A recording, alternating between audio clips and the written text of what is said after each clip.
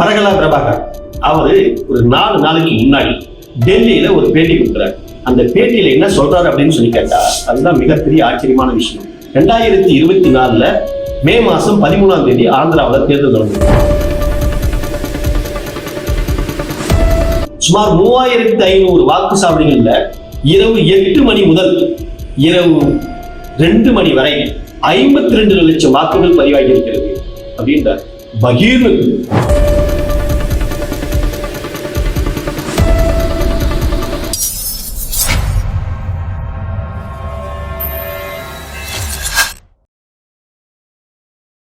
முகவரி பார்வையாளர்களுக்கு வணக்கம். 2026 சட்டமன்ற தேர்தல் பிரச்சாரங்கள் மிக வேகமாக போய்கொண்டிருக்கிறது. ஒரு பக்கம் எடப்பாடி பழனிசாமி அவர்கள் எதிர்கட்சி தலைவர் மிக பிரமாதமாக அவர் ஒரு பிரச்சாரத்தை கட்டமைத்திருக்கிறார். ஆளுங்கட்சி தரப்புல முதலமைச்சர், துணை முதலமைச்சர், நாடாளுமன்ற குழு தலைவர் கனிமொழி உள்ளிட்ட இவங்க எல்லாமே பிரச்சாரம் மிக வேகமாக கொண்டு போயிட்டு இருக்காங்க. இந்த நிலையில திரு ரங்கராஜ் பாண்டே சாணக்கியா தொலைக்காட்சி அவர் ஒரு கருத்து கணிப்பு வெளியிட்டிருக்காரு. அதாவது தினமலரும் சாணக்கியாவும் இணைந்து ஒரு கருத்து கணிப்பு வெளியிட்டிருக்காங்க. அந்த கருத்து கணிப்பினுடைய பின்னணி என்ன, அதை குறித்து தான் இப்ப நம்ம இந்த காணொலியில கொஞ்சம் விரிவா பேசலாம்னு இருக்கோம். அதிமுக அதனுடைய கூட்டணி இன்னைக்கு எப்படி இருக்கும் அப்படின்றத நமக்கு தெரியும். அதிமுகவுல முன்னாள் முதலமைச்சர் திரு OPS அவர்கள், முன்னாள் அமைச்சர் வைத்திலிங்கம், செங்கோட்டையன், இன்னும் ஏகப்பட்ட பேர் அதிமுகவிலிருந்து வெளியேறி அதிமுக இன்னைக்கு ஒரு பலமான கட்சியா இல்லை அப்படின்றத தமிழ்நாடு முழுக்க எல்லோருக்கும் தெரியும். அது சசிகலாவுக்கு செய்த துரோகங்கள், ஏமாற்றம், டிடி தினகரனுக்கு செஞ்ச துரோகம், ஏமாற்றம் அப்படின்னு சொல்லி அந்த கட்சி இன்னைக்கு கொஞ்சம் கொஞ்சமாக தமிழ்நாடு முழுக்க பரவலாக இருந்த ஒரு கட்சியை அந்த கட்சி இன்னைக்கு கொஞ்சம் கொஞ்சமாக சிரித்து ஒரு சாதி அமைப்புக்குள்ள போய் சுருக்கிட்டு இருக்கிறத நாம தெளிவா நமக்கு தெரியுது. அதே நேரத்துல அதிமுகவை எதிர்த்து சசிகலா இன்னைக்கு பரவலா வேட்பாளரை போட்டிருக்காங்க. நீங்க ஒண்ணு இல்லைங்க, சசிகலா பெருசா ஓட்டு வாங்கிற போறது கிடையாது, எல்லாருக்கும் தெரியும். ஆனா ரொம்ப குறைவா ஒரு 1000 ஓட்டு 2000 ஓட்டுல அதிமுக ஜெயிக்கக்கூடிய அந்த வாய்ப்பை சசிகலாவால் தோல்வி அடைகிறதுக்கான வாய்ப்பு இருக்கு. சசிகலா நிச்சயம் தோற்கடிப்பாங்க. அதுல அவங்க முனைப்பா இருக்காங்க. அதிமுக தூக்கணும், அதிமுக ஆட்சிக்கு வந்துடக்கூடாது என்பதுல சசிகலாவுடைய டீம் மிக தீவிரமா களத்துல இறங்கி அவங்களும் வேலை செய்யறாங்க. ஒண்ணு.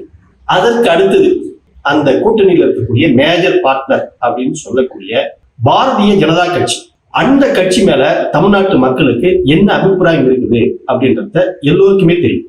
பிஜேபின்னா அது தமிழ்நாட்டுல தீண்டப்படாத கட்சி, மக்களை ஏத்துக்க மாட்டாங்க, உள்ளவே விட மாட்டாங்க. பிஜேபியா நீ போ, நீ கல்விக்கு நிதி கொடுக்க மாட்டேங்கிற, 3 மொழி கொள்கையை கொண்டு வந்து திணிக்க வர, நீ ஆளக்கூடிய மாநிலங்களை எல்லாத்துலயுமே பாத்தீங்க அப்படின்னு சொல்லி கேட்டா உத்தரப்பிரதேசமா இருக்கட்டும், பீகாரா இருக்கட்டும், ராஜஸ்தான், மத்திய பிரதேசம் எல்லோருமே அங்க பசு பாதுகாப்புன்ற பேர்லயும் நீ மோசமா அங்க நடத்துற விதம், மத வெறிகளை தூண்டி அங்க கலவரம் செய்யக்கூடிய விதம், கிறிஸ்துமஸ் பண்டிகை அப்ப சர்ச்சுக்குள்ள போய் தாக்குகிற அந்த மாதிரியான கலாச்சாரங்கள்லாம் இங்க தமிழ்நாட்டுல வந்துடக்கூடாது. தமிழ்நாடு இப்ப கொஞ்சம் பாதுகாப்பா நல்ல நிலையில இருக்குது, அதனால தமிழ்நாட்டுக்குள்ள பிஜேபி அனுமதித்தரக்கூடாது என்பதுல தமிழ்நாட்டு மக்கள் மிக தெளிவா இருக்காங்க. அதுல எந்த விதமான மாற்று கருத்தும் கிடையாது. இப்ப அதிமுக பிஜேபி இவங்களை பத்தியான நிலைப்பாடு. அதற்கு அடுத்தது அந்த கட்சியில மேஜர் பார்ட்னர் அப்படின்னு சொல்லக்கூடிய பாட்டாளி மக்கள் கட்சி, அப்பாவுக்கு துரோகம் செய்த மகன், அப்பாவை ஏமாற்றி அப்பாவிடம் இருந்த கட்சியை பிடுங்கி கொண்டு வந்து நான் தான் அந்த கட்சியினுடைய தலைவர் அப்படின்னு சொல்லி இன்னைக்கு நீதிமன்றத்துல வழக்கு போயிட்டு அந்த சின்னத்தை பயன்படுத்தவே கூடாது அப்படின்னு சொல்லிட்டு டாக்டர் ராமதாஸ் அவர்கள் வழக்கு தொடுத்திருக்காங்க. அது ஒரு பக்கம் போயிட்டு இருக்கு. பாமக எங்கெங்கெல்லாம் போட்டியிடுதோ அந்த தொகுதிகள் எல்லாமே ராமதாஸ் வேட்பாளரை போட்டிருக்காரு. பாமகவை தோக்கடிச்சே தீருவேன் அப்படின்னு சொல்லி ஒரு பக்கம் கங்கணம் கட்டிட்டு இருக்காரு. அதுக்கு அடுத்தது அதிமுகவோடு கூட்டணி வச்சிருக்கக்கூடிய அமமுக, அம்மா மக்கள் முன்னேற்ற கழகம், டிடி தினகரன், உலகத்துக்கே தெரியுங்க இவர்கள் எவ்வளவு பெரிய நடிகர்கள். எடப்பாடி பழனிசாமி கூட கூட்டணி வைக்கிறதை விட நான் தூக்குல தொங்கலாம், யாரை பத்தி என்ன கேள்வி கேட்கறேங்க, அவரு பெரிய துரோகி, அந்த துரோகி கூட எல்லாம் நம்ம போய் கூட்டணி வைக்க முடியுமா அப்படின்னு சொல்லி கடந்த 3 மாதத்துக்கு முன்னால் பேசியவர் தான் டிடி தினகரன். இன்னைக்கு அண்ணன் எடப்பாடி பழனிசாமி அப்படின்னு சொல்லிட்டு அவர் கூட வந்து சேர்ந்திருக்காரு. இப்ப அந்த கட்சியில் இருக்கக்கூடிய அத்தனை பேருமே டிஎம்கேவுக்கு வந்துட்டாங்க. பெரும்பான்மை விரல் விட்டு சொல்லக்கூடிய பெரிய ஆட்கள் எல்லாமே அந்த கட்சியில இருந்து எல்லாமே டிஎம்கேவுக்கு வந்துட்டாங்க. இப்ப அதிமுக கூட்டணி அப்படின்றது தேசிய ஜனநாயக கூட்டணின்றது சுத்தமா மெர்ஜி ஆகாத ஒரு கூட்டணி, கலகலத்து போன ஒரு கூட்டணி. அந்த கூட்டணிக்கு சூப்பரா இருக்குது, மெர்ஜி ஆயிடுச்சு, சிறப்பா இருக்குது, அந்த கூட்டணி 40% ஓட்டு வாங்கும் அப்படின்னு சொல்லி சாணக்கியா தினமலர் கருத்து கணிப்பு சொல்றேன். திமுக கூட்டணி 37% ஓட்டு வாங்கும், ரொம்ப டைட் நெக் பொசிஷன் இருக்கு அப்படின்னு சொல்லி ஒரு கருத்து கணிப்பை வெளியிட்டிருக்காங்க. இதுதான் இந்த சூழ்ச்சியை நம்ம பார்க்கணும். லோக்போல்ல இருந்து ஏகப்பட்ட நிறுவனங்கள், இந்திய டுடே, லைலா கல்லூரியுடைய முன்னாள் மாணவர்கள், இப்படி இந்தியாவில் இருக்கக்கூடிய அனைத்து நிறுவனங்களும் கருத்து கணிப்பு எடுத்துட்டாங்க. தமிழ்நாட்டில் திமுக கூட்டணி 181 தொகுதிகள் இருந்து 189 தொகுதிகள் வரை பிடிக்கும், வெற்றி பெறும், திமுக தனித்து ஆட்சி அமைக்கும் அப்படின்னு சொல்லி இந்தியாவில் இருக்கக்கூடிய எல்லோருமே, எல்லா நிறுவனங்களும் கருத்து கணிப்பு எடுத்த நிறுவனங்கள் அத்தனையுமே இதுதான் சொன்னாங்க. ஏன் ரங்கராஜ் பாண்டே மட்டும் மாத்தி சொல்லணும்? தினமலர், சாணக்கியா 2 பேரும் சேர்ந்து எடுத்த கருத்து கணிப்புல மட்டும் நெருக்கமா இருக்குது, ரொம்ப டைட்டா இருக்குது, 2 பேரும் சம பலத்தோடு இருக்காங்க அப்படின்னு அந்த கருத்து கணிப்பை வெளியிட வேண்டிய அவசியம் இல்லை.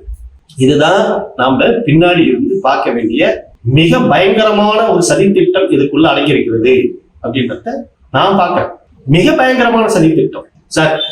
எல்லா ஆட்சியிலுமே ஆளுங்கட்சி 5 வருஷம் இருந்தா அங்க ஒரு எதிர்ப்பு இருக்கதான் செய்யும், அதுல மாற்று கருத்தே கிடையாது. ஆனா திமுக ஆட்சியில இந்த ஆட்சி ரொம்ப ரொம்ப மோசம், இது இனிமே ஆட்சிக்கே வந்துடக்கூடாது அப்படின்னு மக்கள் மத்தியில இல்ல. அங்க ஒண்ணு சின்ன சின்ன தவறு இருக்குதான் செய்யும். ஆனா சூப்பரியா எந்த திமுக காரனாவது எந்த போலீஸ் ஸ்டேஷன் போயிட்டு உட்காந்து பஞ்சாயத்து பண்ணனா? இந்த கவர்மெண்ட்ல அப்படி நடந்ததா? இல்ல. முதலமைச்சர் ஸ்டாலின் வந்து போலீஸ் ஸ்டேஷன், காவல் நிலையம் அங்க எங்க போய் கட்ட பஞ்சாயத்து பண்ணக்கூடாதுன்றதுல தெளிவா இருந்தார். அதனால திமுக காரனால இந்த நாட்டுல சட்ட ஒழுங்கு ஏற்பட்டது, திமுக காரன் மோசம் அப்படின்ற சொல்லக்கூடிய அளவுக்கு எல்லாம் இங்க எதுவுமே நடந்தது. ஆனா அதிமுக ஆட்சியில எடப்பாடி பழனிசாமி முதலமைச்சரா இருந்த போது 2020 கொரோனா காலகட்டத்துல சாத்தான்குளத்துல அப்பா மகன் 2 பேர் உள்ள போயிருக்காங்க. அவங்க செல்போன் கடை வச்சிருந்தாங்க. கொரோனா காலகட்டத்துல லாக்டவுன் பீரியட்ல கடையை திறந்துட்டான்றதான் குற்றச்சாட்டு. தூக்கிட்டு போயிருந்தா ஒரு ஃபைன் போட்டிருக்கலாம், ஒரு அபராதம் போட்டு அடிச்சிருக்கிற வேண்டிய குற்றச்சாட்டு. 2 பேர்த்தையுமே அப்பா கண் முன்னாடி மகனை நிர்வாணமாக்கி, மகன் கண்ணு முன்னாடி அப்பாவை நிர்வாணமாக்கி, ஆசன வாயில குச்சியை விட்டு குத்தி அடிச்சு காட்டு மிராண்டிதனமான வேலைகளை பார்த்திருக்காங்க. நீதிபதிகளை மிரண்டு போயிட்டாங்க. தீர்ப்பு சொன்ன நீதிபதி மிரண்டு போயிட்டாரு. அவர் ஆட்சி நடத்தின லட்சணம் இன்னைக்கு 9 பேருக்கு மரண தண்டனை கொடுத்து தீர்ப்பு வழங்கியிருக்கார். அவர் ஆட்சி நடத்தின லட்சணம் ஸ்டெர்லைட் போராட்டத்துல 13 பேரை சுட்டு கொலை பண்ணியிருக்காரு. இது எடப்பாடி பழனிசாமி நடத்திய ஆட்சியின் லட்சணம். அப்படியெல்லாம் இந்த கவர்மெண்ட் நடக்கல. இந்த கவர்மெண்ட் ஆட்சிக்கு வந்த பின்னாடி முதலமைச்சர் யாரையும் தன் வாயால மரியாதை குறைவா பேசுனதே கிடையாது, நடத்தியதே கிடையாது. மிக அற்புதமா ஒரு நிர்வாகத்தை கொண்டுட்டு போயிட்டார். கவர்மெண்ட் நடக்கும், நாட்டில் இருக்கக்கூடிய 8 கோடி பேர் மக்களுக்கும் எல்லாமே நடந்துரும் அப்படின்னு சொல்ல முடியாது. குறைகள் இருக்கு. நான் பேசிட்டு இருக்கிற எனக்கு கூட இந்த கவர்மெண்டால எனக்கு கூட 1-2 குறைகள் நடந்திருக்கு, அதுல நம்ம இல்லைன்னு சொல்ல வரல. ஆனால் மொத்தமா என்கிட்ட இருக்கக்கூடிய 2 குறையை மட்டுமே ஹைலைட் பண்ணி மோசம் அப்படின்னு சொல்றதுக்கு அது முட்டாள்தான். ஒரு மோசடி பெருவழிதான் அப்படின்லாம் சொல்ல முடியும். ஆனால் இந்த கவர்மெண்ட் மோசம் அப்படின்னு மக்கள் நினைக்கிறாங்க, திமுக ஆட்சிக்கு வராது அப்படின்னு சொல்லி மக்கள் சொல்றாங்க அப்படின்னு கருத்து கணிப்பு எடுத்து வெளியிட்டிருக்காங்க. அவங்க கருத்து கணிப்பு எடுத்து வெளியிட்டது எத்தனை தொகுதிகள் தெரியுமா? 70 தொகுதிகளாம். 70 தொகுதிகள்ல எத்தனை நபர்கள்ட்ட கருத்து கணிப்பு நடத்தினாங்க அப்படின்னு சொல்லி கேட்டா 19,305. அது என்னையா 19,305? ஏன் 19,500 பேர்கிட்ட எடுக்க முடியாதா? ஏன் 19,000 பேர்கிட்டே எடுத்தா யாராவது கேட்க போறாங்களா? அது என்ன 19,305? இப்ப ஒருத்தர்கிட்ட ஏதாவது காசு இருந்தா கொடுப்பா அப்படின்னு சொல்லி கேட்டேன். சார் என்கிட்ட ஒரு 45 விஷயம் இருக்குது, அதுக்கு மேல காசே கிடையாது. அதான் 1000 ரூபாய் வச்சிருப்பான். புள்ளி விவரமா சொல்லுவாங்க பாரு, 45 விஷயம் இருக்கு சார், 3 ரூபா 35 விஷயம் இருக்கு சார், அவ்வளவுதான் என்கிட்ட காசு இருக்குது அப்படின்னு சொல்லிட்டானா திரும்ப கேட்கவே மாட்டான் பாரு. அந்த மாதிரி இவர் புள்ளி விவரம் புள்ளிகளா, தினமலரும் சாணக்கியாவும் இவங்களை அடிச்சுக்கிறதுக்கு புள்ளி விவரத்துல ஆளே கிடையாது. சரி, இவங்க போட்ட கணக்கிலே அப்ப 70 தொகுதியில 19,305 பேர் நீங்க நேரடியாக கேட்டிருக்கிறீங்க அப்படின்னு சொல்லி கேட்டா, ஒரு தொகுதிக்கு எத்தனை பேர்கிட்ட கேட்டிருப்பீங்க? 270 பேர், 275 பேர்கிட்ட கேட்டிருக்கோம். இதான் கணக்கு இல்லையா? ஏன் 275 பேர் நீ பிஜேபி காரர்கிட்ட கேட்டிருக்க மாட்டியா? தினமலர் என்ன நேரா போய் திமுக போய் கேட்க போகுது? அது ஒண்ணும் கிடையாது. 3,50,000 4 லட்சம் வாக்காளர்கள் இல்ல ஒரு தொகுதிக்குள்ள வெறும் 250 பேர்கிட்ட 270 பேர்கிட்ட நீங்க கருத்து கணிப்புன்ற பேர்ல எடுத்து அத அப்படியே பெரிய புள்ளி விவரம் கணக்கு இதெல்லாம் போட்டு நீங்க வெளியிடுறீங்க அப்படின்னு சொல்லி கேட்டீங்கன்னா, இந்த கவர்மெண்ட்டுக்கு எதிராக, குறிப்பா திமுகவுக்கு எதிராக உங்களுடைய வன்மத்தை கக்குகிறீர்கள். அதை தாண்டி ஒண்ணுமே கிடையாது. வன்மத்தை கக்குறீங்க. திமுக மீண்டும் ஆட்சிக்கு வந்துடக்கூடாது அப்படின்றத வன்மத்தை நீங்க கக்குறீங்க. அந்த தினமலர் கும்பலும் சாணக்கியானுடைய கும்பலும் சேர்ந்து இந்த மாதிரியான ஒரு திட்டத்தை வகுத்து கொண்டு வரீங்க. எனக்கு இதுல என்ன பயம், நாம ஏன் இந்த காணொலியில பேசுறோம் அப்படின்னு சொல்லி கேட்டா வேற ஒண்ணுமே இல்லை சார். தற்போதைய நிதியமைச்சர் திருமதி நிர்மலா சீதாராமனுடைய கணவர் இருக்கார் இல்லையா, பரகலா பிரபாகர், அவரு ஒரு 4 நாளைக்கு முன்னாடி டெல்லியில ஒரு பேட்டி கொடுக்குறாரு. அந்த பேட்டியில என்ன சொல்றாரு அப்படின்னு சொல்லி கேட்டா அதுதான் மிகப்பெரிய ஆச்சரியமான விஷயம். 2024 மே மாசம் 13ஆம் தேதி ஆந்திராவில் தேர்தல் நடந்தது. அந்த தேர்தல் அப்ப தேர்தல் முடிஞ்சு மாலை 5 மணிக்கு தேர்தல் அதிகாரி 68.04% வாக்குகள் பதிவாயிருக்குது அப்படின்னு சொல்லி அறிவிக்கிறார். அதற்கு அடுத்தது அதை கொஞ்சம் திருத்தி மாத்தி பண்ணுவாங்கன்னா கொஞ்சம் கடைசி ரிசல்ட் வரலாம். இரவு 8 மணிக்கு 68.12% அப்படின்னு சொல்றாங்க. அதாவது 5 மணிக்கும் 8 மணிக்கும் உள்ள டிஃபரெண்ட் 0.8% மட்டும்தான் டிஃபரெண்ட், வேற ஒண்ணும் இல்லை. இங்கதான் அதுக்கு பின்னாடி பாருங்க, இரவு 11:45 தேர்தல் அதிகாரி சொல்லக்கூடிய அறிவிப்பு என்னன்னு கேட்டா 76.50%. அப்ப 68க்கும் 76க்கும் உள்ள டிஃபரெண்ட் பாருங்க, 8% வாக்குகள் வித்தியாசம். அதற்கு அடுத்தது 4 நாள் கழிச்சு தேர்தல் முடிஞ்சு தேர்தல் அதிகாரி கொடுக்கக்கூடிய வாக்கு சதவீதம் என்னன்னு கேட்டா 81.79%. என்னங்க இது கொடுமை? ஒரு நாடு தேர்தல் ஜனநாயகம் இதெல்லாம் சொல்றோம், திருவா கத்துறான், தேர்தல்ல இப்படி ஒரு மோசடியே நடந்துட்டு இருக்கு. இது எல்லாம் தேர்தல் ஆணைய அறிவிப்பு. அதுக்கு அடுத்தது அவர் சொல்றாரு, அந்த பேட்டியில சொல்றாரு, சுமார் 3500 வாக்குச்சாவடிகள்ல இரவு 8 மணி முதல் இரவு 2 மணி வரை 52 லட்சம் வாக்குகள் பதிவாகி இருக்கிறது அப்படின்றார். பகீர்னு நைட்டு 8 மணி 5 மணிக்கு தேர்தல் முடிஞ்சிடும். 6 மணிக்கு உள்ள வந்தவங்க, காம்பவுண்டுக்கு உள்ள வந்தவங்க எல்லாம் ஓட்டு போடுவாங்க. 7 மணி வரைக்கும் ஓட்டு போடுவாங்க. 7-7:30 பெட்டியை பேக் பண்ணுவாங்க, எடுத்துக்கொண்டு ஏதோ ஒரு பள்ளிக்கூடத்துல பாதுகாப்பான இடத்துல கொண்டு போய் வச்சுருவாங்க. இதான் நடக்கும். 8 மணிக்கு மேல எப்படி சார் மிஷின்ல ஓட்டு போட முடியும்? 2 மணி வரை எப்படி சார் மிஷின்ல ஓட்டு போட முடியும்? அதுக்கு அடுத்தது அவர் சொல்ற முக்கியமான பாயிண்ட், தேர்தல் நடந்த அன்று இரவு 11:45 76.50% வாக்குகள் பதிவான வாக்குகள் சொல்லிட்டு தேர்தல் அதிகாரி அறிவிக்கிறாங்க. ஆனா இவர் என்ன சொல்றான்னு கேட்டா இரவு 11:45 இருந்து அப்பதான் ஸ்டார்ட் பண்றாங்களாம் 2 மணி வரை 4.16% வாக்குகள் புதிதாக பதிவு செய்யப்பட்டுள்ளது. அதாவது மொத்த பதிவான வாக்குகள்ல 4.16% வாக்குகள் இரவு 11:45 இருந்து 2 மணிக்குள்ள வாக்குகள் செலுத்தப்பட்டுள்ளது அப்படின்னு சொல்லி போடுறாரு. அதாவது ஒருத்தர் 14 நொடிக்கு ஒருத்தர் வாக்கு போட்டுட்டு வந்தா 14 நொடிகள் கழிச்சு தான் இன்னொருத்தரால வாக்கு போட முடியும் தேர்தல் மிஷின்ல. ஆனா ஆந்திராவில் இரவு 11:45 மேல 6 நொடிக்கு ஒரு வாக்குகள் பதிவாயிருக்கலாம். இது அவரு பகீர் தகவல் ஒண்ணு 4 நாளைக்கு முன்னாடி வெளியிட்டு இருக்காரு. இந்த ரிசல்ட், இந்த வாக்குகள் தான் ஆந்திர பிரதேசத்தினுடைய முதலமைச்சர் யாருன்னு தலைகீழாக மாத்திருக்கிறது.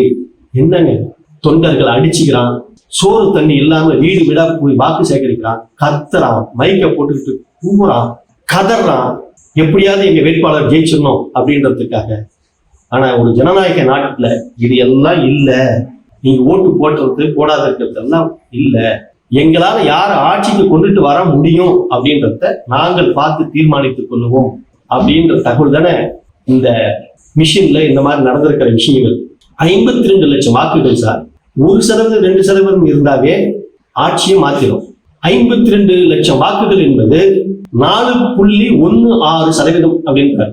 இவ்வளவு வாக்குகளை இரவுல பதிவாகி இருக்கிறது, ஏதோ நடந்திருக்கிறது அப்படின்னு சொல்றாரு. நாம என்ன சார் ஜனநாயகத்துல வாழறோம்? இப்ப நான் என்ன நினைக்கிறேன் அப்படின்னு சொல்லி கேட்டா, இந்தியா முழுக்க இருக்கக்கூடிய கணிப்பாளர்கள் நிறுவனங்கள் அத்தனையும் சேர்ந்து திமுக ஆட்சிக்கு வரும்னு கணிச்சிருக்கான். கடைசியா வந்த கருத்து கணிப்பு கூட திமுக ஆட்சிக்கு வரும் தான் சொல்லிட்டான். அதிமுக கூட்டணி போதுமான அளவுக்கு பலமாக இல்லை, அது தமிழ்நாட்டு மக்கள் ஏற்றுக்கொள்ளக்கூடிய கூட்டணி இல்லை அப்படின்னு சொல்லி தமிழ்நாட்டு மக்களுக்கு எல்லாருக்குமே தெரியும்.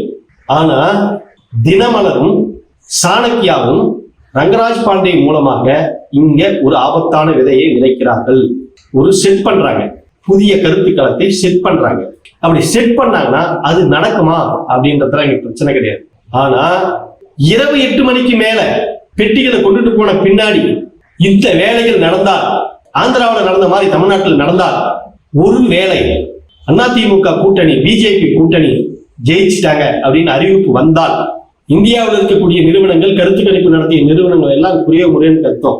ஆனா திரு ரங்கராஜ் பாண்டே மட்டும் அழகா சொல்லுவார், சார் அதெல்லாம் இல்லை சார், நான் தான் ஏற்கனவே சொல்லிட்டேனே சார், நாங்க எங்க கருத்து கணிப்புல தினமலரும் நாங்க சேர்த்து கருத்து கணிப்பு நடத்தணும் சார். அந்த கருத்து கணிப்புல சாலிடா அதிமுக ஆட்சி அமைக்கும், திரு எடப்பாடி பழனிசாமி அவர்கள் முதலமைச்சர் வருவாருன்னு சொல்லி நான் கருத்து கணிப்பு நடத்தணும் சார். இன்னைக்கு ஓட்டு போட்டா ஒரு விஷயம், ஓட்டு போடாத போனா ஒரு விஷயம் பேசுறதுன்றது எந்த விதத்துல சார் சாத்தியமானது? இதெல்லாம் தோத்தவங்க சொல்லக்கூடிய வழக்கமா சொல்லக்கூடிய பதில் தான் சார். இதெல்லாம் ஒரு பெரிய விஷயமா எடுத்துட்டு போயிடக்கூடாது அப்படின்னு தேர்தல் முடிஞ்ச பின்னாடி, ரிசல்ட் வந்த பின்னாடி ரங்கராஜ் பாண்டே பேசுவார். அதற்காக ஏன்னா என்ன நடக்கும் அப்படின்றது ஓரளவு கணிப்பு ரங்கராஜ் பாண்டேவுக்கு தெரியும். ஆஃப்டர் எலெக்ஷனுக்கு பின்னாடி என்ன நடக்கும், ஆஃப்டர் எலெக்ஷனுக்கு பின்னாடி கவுண்டிங்க்கு முன்னாடி இந்த இடைப்பட்ட பிட்வீன் கேப்ல 23ஆம் தேதி எலெக்ஷனு, மே மாசம் 4ஆம் தேதி ரிசல்ட், 10-11 நாள் இருக்கு சார். இந்த 11 நாள் கேப்ல என்ன வேண்டுமானாலும் நடக்கலாம் அப்படின்றதுக்கு ஆதாரம் ஒரு பொருளாதார மேதை, தற்போதைய இந்தியாவின் நிதியமைச்சராக இருக்கக்கூடிய திருமதி நிர்மலா சீதாராமனுடைய கணவர் பரகலா பிரபாகரன். அவரும் ஒரு சாதாரணமான மனிதர் கிடையாது, அவர் ஒரு பொருளாதார மேதை. அவர் சொல்லியிருக்கார். இது ஏதோ நாங்க எங்க கருத்துல இருந்து நாங்க எடுத்துட்டு எதுவும் பேசிக்கல. அதற்காக தான் இந்த மாதிரியான சம்பவங்கள்லாம் நடப்பதற்கான வாய்ப்புகள் இருக்கிறது அப்படின்றத சொல்றதுக்காக தான் நான் இந்த காணொலியில வந்திருக்கேன். நன்றி.